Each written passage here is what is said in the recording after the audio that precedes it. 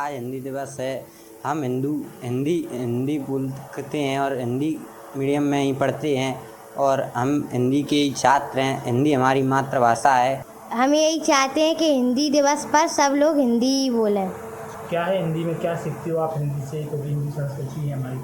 हम हिंदी पढ़ते हैं, हिंदी स्कूल में पढ़ते हैं और हिंदी ही बोलते हैं। तो स्कूल में किस तरह सिखाया जाता है? क्योंकि आजकल अंग्रेज़ी भी ज़्यादा आ गई है, तो किस तरह सिखा रहे हैं स्कूल में? हमारे स्कूल में सब लोग हिंदी ही बोलते हैं और सर हिंदी में ही पढ़ाते हैं। हिंदी दिवस है तो यही कहेंगे सब लोग हिंदी बोलें। आजकल क्या है, इंग्लिश में ज़्यादा आदमी जा रहे हैं, मगर अपन लोग तो हिंदी है ना। इंग्लिश भी सीखना ज़रूरी है मगर हिंदी छोड़ना ज़रूरी नहीं है। आजकल हिंदी ही ज़्यादा ज़रूरी है हर चीज़ में। हिंदी राष्ट्रभाषा भी है हमारी। हाँ। हम भी हिंदी संस्कृति से आते हैं, तो और क्या कहेंगी आज की जनरेशन से? बस यही है सब लोगों से कहना कि बच्चे आजकल इंग्लिश में ज़्यादा जा रहे हैं, क्योंकि बच्चों को इंग्लिश ही शुरू से सिखाई जा रही है। तो हमारा तो यही कहना है कि हिंदी भी सिखाएं, हिंदी भी बोलना सीखें। एक बहुत ही अहम कदम हमारे गवर्नमेंट की तरफ से लिया गया है उन स्टूडेंट के लिए जो कि हमारे साथ बैठते हैं। हिंदी मीडियम से भी है, इंग्लिश मीडियम से भी है। तो हिंदी मीडियम वाले स्टूडेंट्स क्या होता है, कई बार अपने आप को कोप अप नहीं कर पाते उस चीज़ के लिए। वो सोचते हैं कि हम इनके बीच में बोलेंगे, हिंदी में बोलेंगे तो हमारी इमेज डाउन होगी या हमारा अच्छा असर नहीं पड़ेगा उन पर, तो हम पे हंसेंगे। तो ये बहुत ही अहम डिसीजन लिया गया हमारे गवर्नमेंट की साइड से। तो उन स्टूडेंट का कॉन्फिडेंस बढ़ाने के लिए कि हाँ, कि हम भी आप लोगों से पीछे नहीं है, हम भी आपसे कदम से कदम मिला के चल सकते हैं। हिंदुस्तान की मातृभाषा हिंदी दिवस है और आज हम छत्तीसगढ़ के वरिष्ठ साहित्यकार रमेंद्रनाथ मिश्र जी, जो कवि हैं, साहित्यकार हैं और साथ ही उन्होंने भाजपा शासनकाल में विभिन्न शक्तिपीठ शोधपीठ में अध्यक्षीय कार्यकाल भी रहे हैं।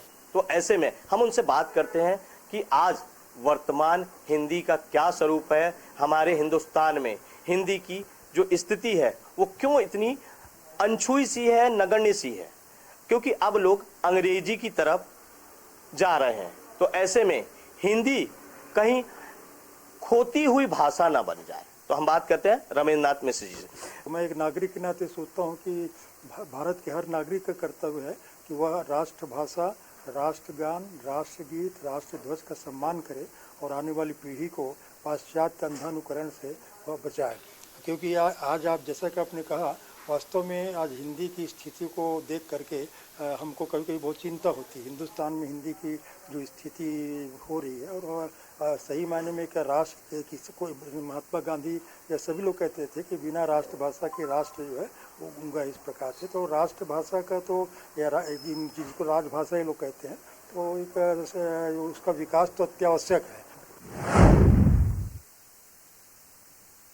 जिस प्रकार से मध्य प्रदेश सरकार ने व्यावसायिक प्रतिष्ठानों के साथ साथ अब शैक्षणिक संस्थानों का खोलने का फैसला किया है, पहले कक्षा 8 से लेकर 12वीं तक की क्लासों को और उसके बाद फिर महाविद्यालयों को, तो अब 20 सितंबर से कक्षा 1 से लेकर 5 तक की क्लासेस खोलने का फैसला लिया है। हमारे साथ कुछ अभिभावक हैं, हम उनसे ही बात करने की कोशिश करते हैं कि किस प्रकार है सरकार का ये फैसला मानते हैं। मैम, क्या नाम है आपका? रीता नामदेव। मैम, किस क्लास में आपके बच्चे पढ़ते हैं? एक 2nd क्लास में, एक 7th क्लास में।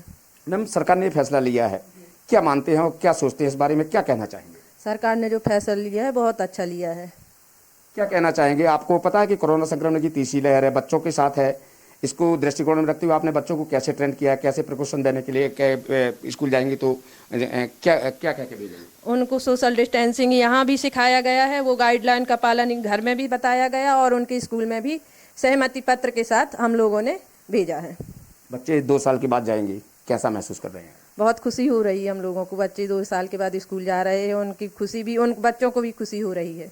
बच्चों का भविष्य खराब होता है 2 साल में, आप क्या सोचते हैं कि ऑनलाइन पढ़ाई होती थी, क्या वो ठीक होती थी? जी, ऑनलाइन पढ़ाई बंद की जाए। ऑनलाइन पढ़ाई से बच्चों का भविष्य बहुत ज़्यादा बर्बाद हो गया है और उनको बहुत ज़्यादा परेशानी होती, वो पढ़ाई कम और ये नए नए ऐप खोल के अपना भविष्य बर्बाद कर रहे।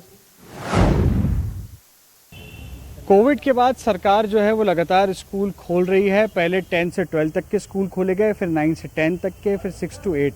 तो देखा जाए तो 6 से 12 तक के बच्चों को स्कूल बुलाया जा रहा है, कोविड प्रोटोकॉल के तहत बुलाया जा रहा है। मास्क लगाना अनिवार्य है, वहीं सोशल डिस्टेंसिंग का पालन करना अनिवार्य है, सैनिटाइजेशन की व्यवस्था होना अनिवार्य है और स्कूल स्टाफ जो है उसका वैक्सीनेटेड होना अनिवार्य है। अब जो सरकार है वो पहली से लेके 5वीं तक के बच्चों को स्कूल बुलाने का सोच रही है कि अब उनकी ऑनलाइन क्लासेस होंगी, ऑफलाइन क्लासेस बहुत हो चुकी। तो इससे कहीं ना कहीं बच्चों को फ़ायदा होगा। जो सर यहाँ पर हैं हम उनसे जानते हैं। सर, अब बच्चे जो है लगातार पिछले लंबे समय से उनका नुकसान हो रहा था, अब अगर उनको क्लासेस मिलती हैं, ऑनलाइन क्लासेस मिलती हैं, तो कितना आप सोचते हैं इससे फ़ायदा होगा?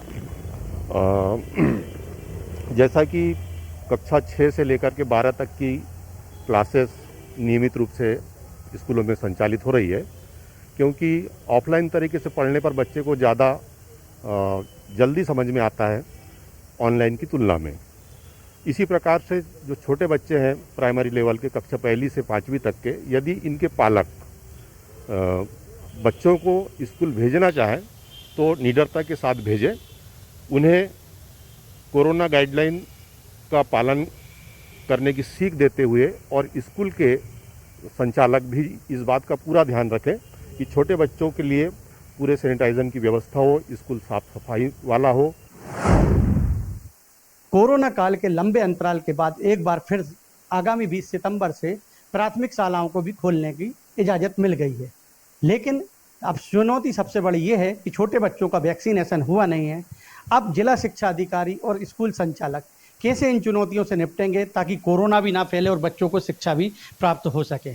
हमारे साथ इस विषय में बात करने के लिए रायसेन में जिला शिक्षा अधिकारी ML राठौरिया जी मौजूद हैं। आइए हम उन्हीं से जानते हैं कि क्या क्या चुनौतियां और कैसे निपटेंगे। सर, किस प्रकार से निपटेंगे चुनौतियों से, क्योंकि छोटे बच्चों का ना वैक्सीनेशन हुआ है और ना उनको ये समझा सकते बार बार?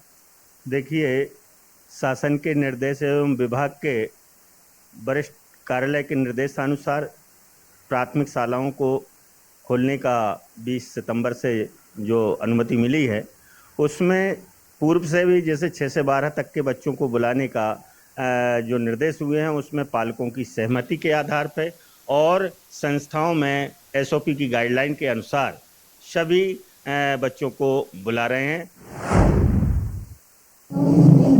आज राधा अष्टमी है। इस मौके पर विदिशा के राधा मंदिर में यहाँ जन्मोत्सव मनाया जा रहा है धूमधाम से। सुबह पूर्व मुख्यमंत्री उमा श्री भारती इस उत्सव में शामिल हुई थी, मंगल आरती में शामिल होकर उन्होंने राधा रानी की पूजा अर्चना की थी। देश में 2 सिर्फ ऐसे मंदिर हैं, एक बरसाना में, दूसरा विदिशा में। यहाँ पर राधा रानी विराजमान है। अभी कुछ ही समय पश्चात उनकी आरती होगी, पूजा। काफ़ी संख्या में श्रद्धालु यहाँ पर मौजूद हैं। सर, किस तरह का आयोजन होता है यहाँ पर? यहाँ लगभग 450 वर्ष से निरंतर चला आ रहा है। आम आदमियों के दर्शन के लिए केवल राधाष्टमी के दिन पट खुलते हैं, वैसे पूजन रोज होती है ठाकुर जी की। साल में एक बार पूजा होती है? साल में एक बार पूजा होती है। उसके पीछे कारण ये रहा है कि मुगलों के टाइम में जब मथुरा वृंदावन बरसाने पे औरंगजेब द्वारा हमले किए गए थे, तो उस समय हमारे पूर्वज इन नदियों को लेके वहाँ से आए थे। राधा जी विराजमान है, दूसरी तरफ महासमुंद जिले में 24 घंटे से लगातार हुई बारिश ने यहाँ के किसानों के चेहरे जो खिल गए हैं, लेकिन जो और लोगों का जो जनजीवन है वो अस्त व्यस्त हो गया है। अभी मैं खड़ा हूँ ये बरोंडा बाजार से लाफिन खुर्द, लाफिन कला और इधर क्या बोलते हैं चिंगरो जाने वाले रास्ते पे आप देख सकते हैं कि किस तरीके से ये जो सितली नाला है ये किस तरीके से उफान पे है। पानी कितनी तेजी से इधर बह रहा है और इधर जितने भी 3 गांव हैं उनका जो आवागमन है वो ठप हो चुका है। और मैं आपको बताना चाहूंगा कि जैसा आप देख सकते हैं बच्चे इस पानी में खेल रहे हैं, कुछ लोग इस पानी में ये आप देख सकते हैं कि ये मछली भी मार रहे हैं ताकि उनको इस पानी में मछली भी आसानी से आती है, इसलिए वो मछली मार रहे हैं। और यहाँ पे आप देखेंगे कि कुछ लोग यहाँ खड़े हैं, हम उनसे बातचीत करना चाहेंगे कि आखिर वो क्या उनको दिक्कत हो रही है और क्या कहना चाहेंगे। आपसे जानना चाहेंगे आपका नाम? सैयद सादिक। आप इधर कहीं जा रहे थे क्या है? जी हाँ, लाफिन खुर जा रहा था। मेरा बिजनेस का काम है फर्टिलाइजर्स का, तो उसके लिए जा रहा था। पेस्टिसाइड और फर्टिलाइजर्स का काम है। तो इधर 3-4 मेरे काउंटर्स हैं जहाँ माल सप्लाई करता हूँ। तो ऑर्डर्स कलेक्शन और पेमेंट के लिए जाना था मेरे को, लेकिन इस तूफान के नाम से, पानी के उफान के नाम से मैं जा नहीं पा रहा हूँ। छिंदवाड़ा में अब गुंडे बदमाशों की खैर नहीं। दरअसल छिंदवाड़ा पुलिस जो है वो अलर्ट मोड पे आ गई है। पिछले दिनों छिंदवाड़ा में चौरी थाना क्षेत्र में एक लूट की नाकाम वारदात को अंजाम देने की कोशिश कुछ आरोपियों ने की थी। उसके बाद छिंदवाड़ा के एक रिहायशी इलाके में चेन स्नैचिंग जैसी घटना सामने आई। जिसके बाद जो है पुलिस लगातार आरोपियों की धरपकड़ कर रही थी। इसमें अच्छी बात ये रही कि लूट के जो आरोपी थे, नाकाम लूट की कोशिश करने वाले, उनको कुछ ही घंटों में पुलिस ने गिरफ्तार कर लिया। उसके बाद जो चेन स्नैचिंग के आरोपी थे उनको भी तकरीबन 40 घंटे के अंदर अंदर छिंदवाड़ा पुलिस ने गिरफ्तार कर लिया। लेकिन जो लूट के आरोपी थे उनके पास से अवैध हथियारों का बड़ा जखीरा जो है वो सामने आया। इसके बाद से पुलिस छिंदवाड़ा के जो गुंडा सूची के लोग हैं, जो बदमाश हैं, उनको राउंड अप कर रही है, उनको लगातार थाने में लेके आ रही है, बॉन्ड ओवर उनका किया जा रहा है, प्रतिबंधात्मक कार्रवाइयां उनके ऊपर लगातार की जा रही हैं। इसमें देखना ये होगा, जब पुलिस इतनी बड़ी कार्रवाइयां कर रही है तो छिंदवाड़ा में जो अपराध की गति है वो कितनी धीमी होती है। हालांकि इससे अच्छी बात यह हुई है कि छिंदवाड़ा के अंदर जो गुंडे बदमाश हैं वो इस वक्त डरे हुए हैं, सहमे हुए हैं और कहीं ना कहीं जमींदोज हो गए हैं और पुलिस उनको निकालने में लगी हुई है।